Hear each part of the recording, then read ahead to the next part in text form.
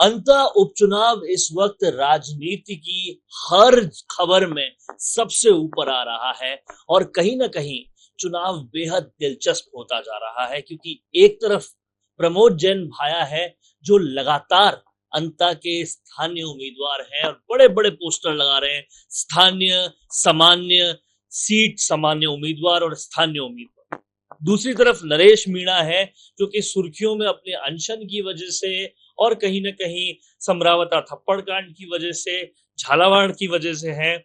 और तीसरी तरफ मोरपाल सुमन जो कि नए नए आए हैं, उनके प्रचार में अभी वसुंधरा भी नहीं पहुंच रही है। तो इन तीनों में से किस तरह की अभी टक्कर चल रही है, अभी माहौल चल रहा है, इस पर बातचीत करने के लिए मेरे साथ राजस्थान की राजनीति के चाणक्य, एक्स कैबिनेट मिनिस्टर और भाजपा के वरिष्ठतम नेता चंद्रराज सिंह भी है। सर, जो माहौल आपको अंतर उपचुनाव में दिख रहा है, उस माहौल से आपका चुनावी एनालिसिस क्या है? चुनावी एनालिसिस करना मेरा काम नहीं है, न मैं पॉलिटिकल एनालिस्ट हूं इलेक्शन का। मैं भारतीय जनता पार्टी का वरिष्ठतम व्यक्ति हूं, तो मेरी अगर नजर प्रिजुडिस है तो आप बुरा नहीं मानेंगे, और वो है ये चुनाव दो पार्टियों के बीच में है। एक तरफ वसुंधरा राजे के नेतृत्व में भारतीय जनता पार्टी और माली समाज, और दूसरी ओर पूरा का पूरा शेड्यूल कास्ट, मुसलमान, महाजन, बढ़िया वर्ग है, ये प्रमोद भाया के साथ है। दोनों में टक्कर है। नरेश तो एक आंदोलन से उत्पन्न हुआ है, उसको मैं गंभीर उम्मीदवार इसलिए नहीं मानता कि आंदोलन से जिनकी उत्पत्ति होती है, आंदोलन समाप्त होने के बाद वो बुलबुले की तरह समाप्त हो जाती है। इसका हिंदुस्तान का सबसे बड़ा उदाहरण है दिल्ली का मशहूर टिकैत आंदोलन। 50,000 आदमी लाके इंडिया गेट पे बैठता था रोज, 50 उम्मीदवार खड़े, 50 की जमानत जब्त। कोई नहीं होता है। जातिवाद इस चुनाव की जड़ है। अब जातिवाद पर आप जाओगे तो अगर माड़ी वोट अशोक गहलोत के कहने में 50% भी भाई की तरफ चले गए तो भाई बारी कैंडिडेट हो जाएगा। बाकी मेरा वोट है करीब 35-40, वो सब उसमें मैं मानता हूं 80% वोट नरेश को मिलेगा। लेकिन मीणा भी, अगर भारतीय जनता पार्टी ने किरोड़ीलाल जी मीणा को भेज दिया, क्योंकि वो पार्टी के वरिष्ठतम नेता और वरिष्ठतम, तो मामला बदलेगा। हाउ एवर टक्कर होगी कांग्रेस और भाजपा के बीच, और जबरदस्त टक्कर होगी। मगर इस टक्कर में मैं इन दोनों पार्टियों में से किसी एक को कमजोर नहीं मानता। जहां तक मेरी इच्छा, मैं तो चाहूंगा मेरी पार्टी जीते। मैं वसुंधरा का निकटतम आदमी रहा हूं, उनकी इज्जत रहे। लेकिन सर, वसुंधरा राजे अब तक प्रचार में आई नहीं, आ जाएगी, बहुत टाइम पड़ा है। प्रचार आने में 1 घंटा लगता है, उससे क्या लगता है।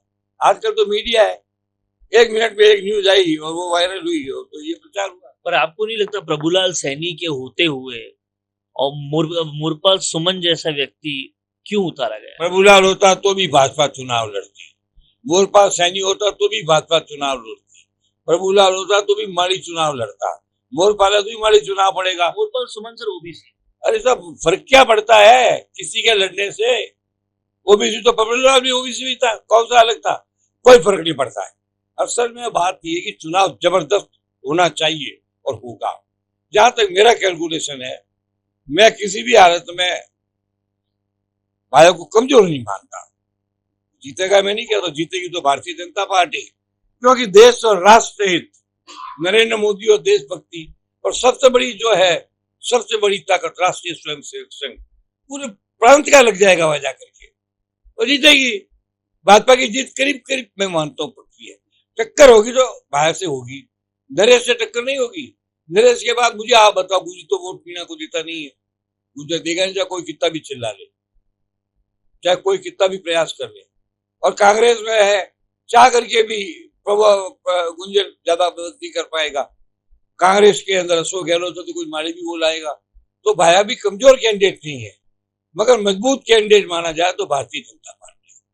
सर, 2023 के चुनाव में प्रमोद जैन भाया बहुत आश्वस्त थे अपनी जीत के लिए, लेकिन जो 6000 वोटों का अंतर रहा, वो अंतर कहीं ना कहीं ये छोटे छोटे कैंडिडेट जो बसपा के कैंडिडेट थे, जो और कैंडिडेट्स थे, इस चुनाव में नरेश मीणा, भाया और मुरपाल सुमन के अलावा 20 और कैंडिडेट। मैं यही तो कहता हूँ आपसे, छोटे छोटे उम्मीदवारों से चुनाव पे फर्क पड़ता है, वो जीतते थोड़ी है।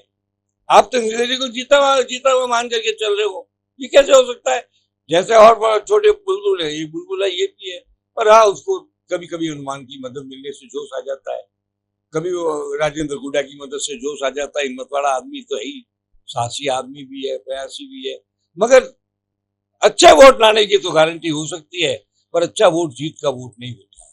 जीत का वोट तो सर्वाधिक वोट होता है। सर्वाधिक वोट की संभावना मुझे लगती नहीं है।